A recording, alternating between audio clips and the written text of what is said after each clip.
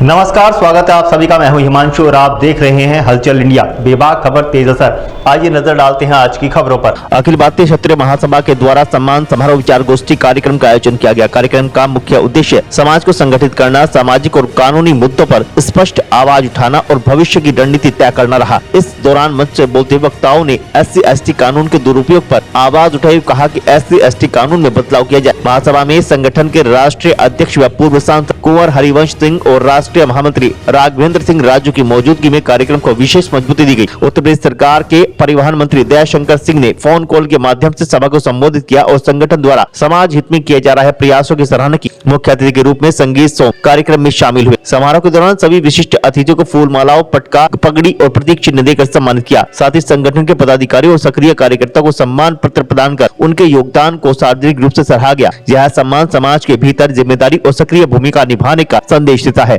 आपके यहाँ देश के किसानों के किसान बिल के लिए लड़ाई हो, चाहे ब्रजभूषण शरण सिंह का केस हो, चाहे हाथरस रेप प्रकरण हो, चाहे यूपी में हो तो मुजफ्फरनगर और हाथरस में जो भगदड़ हुई, उन सब मामलों में रहा हूँ और उत्तर प्रदेश के लोगों का, देश के लोगों की सेवा कर रहा हूँ वकालत के माध्यम से। पहुंचे थे, किस तरह का कार्यक्रम है यहाँ पे?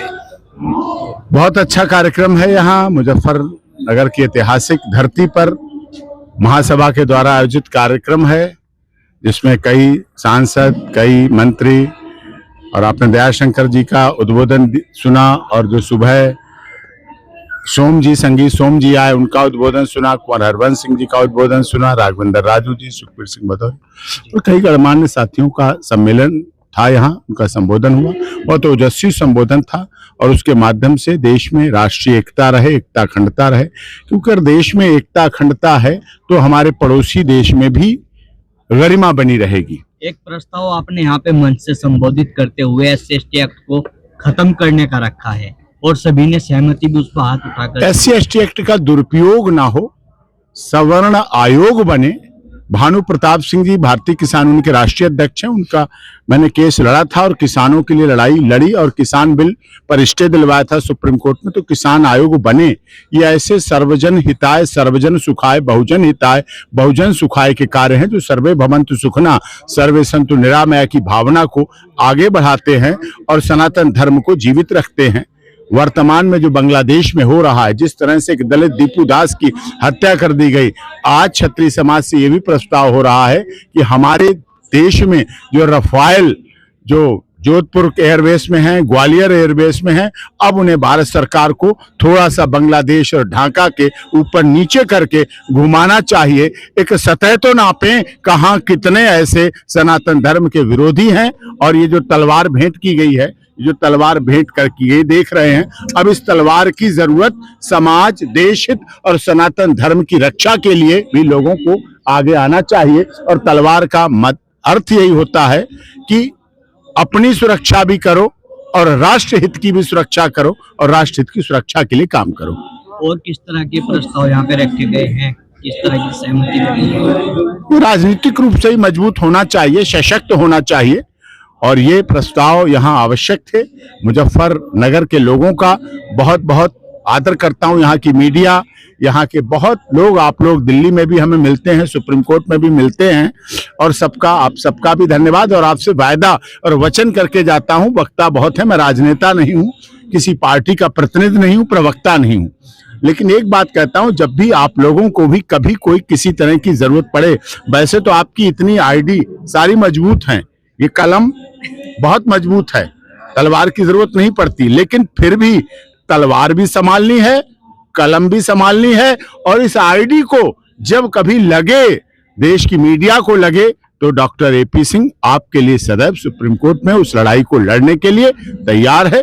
चाहे पश्चिमी उत्तर प्रदेश की बात हो, चाहे मुजफ्फरनगर की बात हो, चाहे देश के किसी हिस्से में जब भी कभी हमारे पत्रकारों पर भी कोई बात आती है तो हम उस समाज के उसके लिए लड़ने के लिए तैयार। पश्चिम उत्तर प्रदेश में हाईकोर्ट की बेंच की स्थापना की मांग चल रही लंबे समय से और यहाँ से जो हाईकोर्ट है हमारी वो लगभग 750 किलोमीटर दूर है। मैं बिल्कुल सहमत हूँ।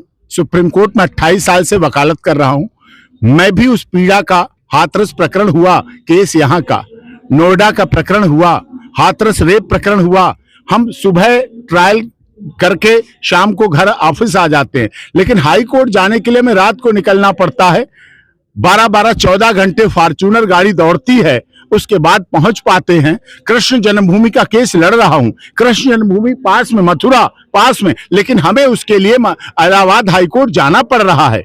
जिस तरह से फलाहारी बाबा दिनेश जी लड़ रहे हैं, रुक्मणी देवी की वंशज नीतू चौहान लड़ रही है उस केस को, तो वो उन्हें वहां जाना पड़ता है, हमें लेके जाना पड़ता है। और मैं access to justice for all, न्याय तभी उपलब्ध हो सकता है जब न्याय त्वरित हो, जल्दी हो, सुलभ हो, सरल हो। और यदि मेरठ में ऑनरेबल हाई कोर्ट की बेंच बनती है तो बहुत बड़ी जरूरत है, बहुत जल्दी बननी चाहिए। देश के लोगों को न्याय मिलते हुए दिखना चाहिए। जस्टिस हरीड, जस्टिस वरीड, लेकिन जस्टिस डिले, जस्टिस डिनाइल भी होता है। विलंब से मिला गया न्याय नहीं रहता है। और पैरवी करने वाला जब यहां से 700-750 किलोमीटर जाता है और वहां उसका केस हियर नहीं हो पाता, सुनवाई नहीं हो पाती, वापस चला आता है, उसे 2 दिन 3 दिन लगते हैं, भूखा प्यासा जाता है, अपनी बासी रोटी लेकर के वहां जाता है, रोटी में तार आ जाता है गर्मियों में, लेकिन वो उसे मजबूरी में खाता है क्योंकि उसकी गरीबी, अर्थअभाव तंग कर रहा है उसे। तो इसलिए न्याय उपलब्ध होना चाहिए। हमारे बहुत अच्छे मित्र हैं देश के कानून मंत्री अर्जुन राम मेघवाल जी, आपकी बात को यहां से मैं रखूंगा और आप भी इसे प्रमुखता से जब उठाएंगे तो वो भी देखेंगे। और न्याय दिलाना, सबका साथ, सबका विश्वास, सबका विकास और सबके साथ न्याय, हमारी डबल इंजन की सरकार की भी महत्वता है। और योगी जी और मोदी जी डबल इंजन, और यहां तो ट्रिपल इंजन की सरकार है। अब ट्रिपल इंजन के बाद भी अगर मेरठ में और मुजफ्फरनगर के लोगों के लिए, बड़ौद के लिए, बागपत के लिए, इन लोगों के लिए हाई कोर्ट बेंच नहीं बन पाई तो फिर कहीं ना कहीं न्याय का अधूरापन रहेगा। और हम नहीं चाहते हमारी भारत सरकार के द्वारा कहीं डबल इंजन की और ट्रिपल इंजन की सरकार में न्याय भी विलंबित हो। और न्याय मिलना भी चाहिए, मिलते हुए दिखना भी चाहिए। वो तभी दिखेगा जब यहाँ बेंच स्थापित होगी। एक केस में कब तक न्याय मिलने की उम्मीद है? जी, क्या ग्राउंड चला मथुरा केस? मथुरा केस में जो कृष्ण जन्मभूमि है, शाही ईदगाह मस्जिद, शाही ईदगाह मस्जिद के उनके पास कोई तथ्य नहीं, कोई कागज नहीं, कोई सबूत नहीं, कोई प्रूफ नहीं। वो क्या प्रूफ करेंगे कि भगवान कृष्ण जी, बलराम, दाऊ, राधा, कृष्ण, क्या ये वहां मस्जिद में नमाज पढ़ते थे क्या? वो तो सिद्ध नहीं हो सकता था ना। कृष्ण जन्मभूमि थी, है और रहेगी। पूरी दुनिया जानती है कि कुंज गलियां थी, वहां बलराम और दाऊ और सुदामा खेले हैं। निश्चित तौर पर वैसा टाइम ना लो। हमारी लड़ाई ये है अयोध्या की तरह, जैसे अयोध्या का केस मैंने लड़ा और अयोध्या के केस में बहुत विलंब लगा, 500 साल बाद न्याय मिल पाया, ऐसा ना हो। अब सरकार, सुप्रीम कोर्ट पूरी तरह से जान गए हैं कि आतताई थे, मुगलों ने आतंक मचाया, चाहे सोमनाथ का मंदिर हो, चाहे वाराणसी का मंदिर हो, काशी हो, चाहे अयोध्या हो, चाहे मथुरा हो, उतना टाइम ना मिले। सनातन धर्म की जीत हो, मंदिर जितनी जल्दी बने उतना ही जल्दी अच्छा है। अखिल भारतीय क्षत्रिय महासभा के तत्वाधान में एक प्रोग्राम यहाँ पर आयोजन किया गया है, जिसमें मुजफ्फरनगर के क्षत्रिय समाज ने यह प्रोग्राम आयोजित किया है। इसमें कई प्रदेशों से मुख्य अतिथि यहाँ पधारे हैं, जिसमें हमारे राष्ट्रीय अध्यक्ष कुंवर हरिवंश सिंह जी और हमारे बड़े भाई हिंदू अध्यक्ष सम्राट ठाकुर संगीत सिंह सोम जी और अन्य कई प्रदेशों से मुख्य अतिथि, अभी भी महामंडलेश्वर श्री प्रभुनंद गिरी जी महाराज और अन्य अतिथि यहाँ पर आज पधारे हैं, जो अभी पर मंच पर विराजमान है। और अभी हमें पता लगा है कुछ ही देर में हमारे बीच हमारे माननीय मंत्री श्री जयशंकर जी पधार रहे हैं। इस तरह का कार्यक्रम था, क्या होता? इस कार्यक्रम का उद्देश्य जो गौरवान्वित बच्चे हैं और जो बड़े लोग हैं जिन्होंने क्षत्रिय समाज का नाम रोशन किया हो, किसी भी क्षेत्र में किया हो, जैसे हमारे एक समाज के बच्चे ने यहाँ से कश्मीर से लेकर जो नई ट्रेन चली है वो उसने चलाई है, हमने उसे सम्मानित किया है। एक लोको पायलट बना है, एक कचुल्ली से अभी लड़का कर्नल बना है, उसका सम्मान किया। और भी अन्य जो बड़ी बड़ी फैक्ट्रियां और हमारे समाज का नाम रोशन कर रहे हैं, जीएम के पद पर हैं, उन लोगों का सम्मान समारोह हमारी तरफ से रखा गया था। एक प्रस्ताव भी रखा गया है, SC/ST एक्ट कानून को खत्म करने की बात कर रहे थे। देखिए, ये SC/ST एक्ट एक्चुअली मैं खुद भी इसे झेला हूं। एक्चुअली जो क्या होता है, लोग बाग झूठे मुकदमे, झूठी चीजें थाने में एप्लीकेशन दी जाती है। मैं इससे चाहता हूं कि सरकार इस पे संज्ञान ले और इस पे अच्छे से जांच होकर ही कार्रवाई होनी चाहिए। क्या और भी कोई प्रस्ताव यहाँ पे पास हुए हैं? ऐसा कोई प्रस्ताव नहीं है, केवल सम्मान समारोह था। सम्मान समारोह में हमने जो सम्मानित व्यक्ति थे उनका हमने सम्मान रखा है और जो हमारे अतिथि आए हैं उनका सम्मान किया है। मुझे जिलाध्यक्ष का दायित्व मिला है, मैं और युवा के जिलाध्यक्ष रणविजय सिंह जी को मिला है और हम इसे पूर्णतः निभाएंगे। सबको लेकर भारत एक शक्तिशाली देश बने, भारत एक संस्कार युक्त देश बने और उसी के तरह से अखिल भारतीय क्षत्रिय महासभा का ये सम्मेलन है।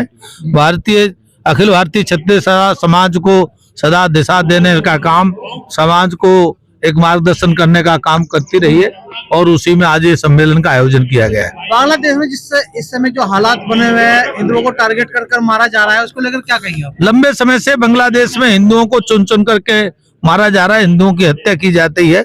उसी क्रम में दीपू दास की निर्मम हत्या करके उसे जलाया गया और शर्मसार घटना हुई है। उसकी जितनी निंदा की जाए उतनी कम है।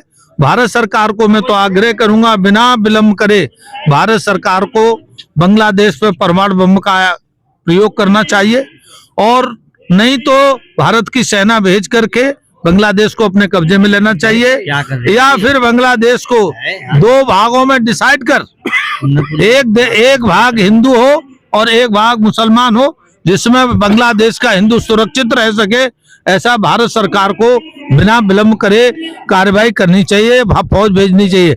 जब 71 में फौज भेजी जा सकती है तो अब क्यों नहीं भेजी जा सकती? यहाँ के नेता क्या चाहते हैं? यहाँ के नेताओं को एक रोग लग गया है और वो रोग ये लग गया है कि हिंदू जितना अधिक मरेगा उतने अच्छे सेकुलरवादी हम होंगे। तो ये सेकुलरवाद के नाम पर हिंदुओं की हत्या कराने का जो फैशन चला है ये बंद होना चाहिए। काफी समय हो चुका है लगातार जो हिंसा चल रही है, लेकिन अभी तक सरकार की तरफ से कोई बड़ा एक्शन नहीं लिया गया है। इस तरह से वहाँ जो हिंदू है, जो बहुसंख्यक अल्पसंख्यक वहाँ बने हुए हैं, उनको आप ठीक कह रहे, ये हिंदुओं की दुर्दशा पर सरकार का मौन होना, इसका मतलब ये है हिंदुओं के विरोध सरकार काम करती है और हिंदुओं के विरोध में जब काम होता है तो सरकार मौन रहती है। हिंदुओं की चिंता करने का काम भारत के नेताओं का नहीं रहा है। वो सेकुलर के नाम पर केवल हिंदुओं की हत्या होना देखते हैं और इसीलिए लगते हैं कि वो बहुत बड़े सेकुलर हैं। सेकुलर की फैशन में भारत के नेता आ गए हैं। यह देश का दुर्भाग्य है, ये देश की दुर्दशा की ओर ले जा रहा है। एक प्रस्ताव भी यहाँ पे रखा गया है, SC/ST एक्ट को खत्म करने की बात कर रहे हैं, हाथ उठवाकर लोगों से बात कही गई। वास्तव में वर्तमान में SC/ST एक्ट अब समाज की आवश्यकता नहीं रह गया है, उसका निरंतर दुरुपयोग हो रहा है और इसके कारण से समाज बट रहा है, समाज डिवीजन हो रहा है, भेदभाव बढ़ रहा है। तो ऐसा कोई भी एक्ट हो उसे भारत सरकार को खत्म ही करना चाहिए जिससे समाज बटता हो। ठीक है भाई। विदा लेने का, कल फिर होंगे हाजिर कुछ नई और ताज़ा खबरों के साथ। तब तक के लिए दीजिए हमें इजाजत। नमस्कार। हमारे YouTube और Facebook चैनल को फॉलो और सब्सक्राइब करना ना भूलें।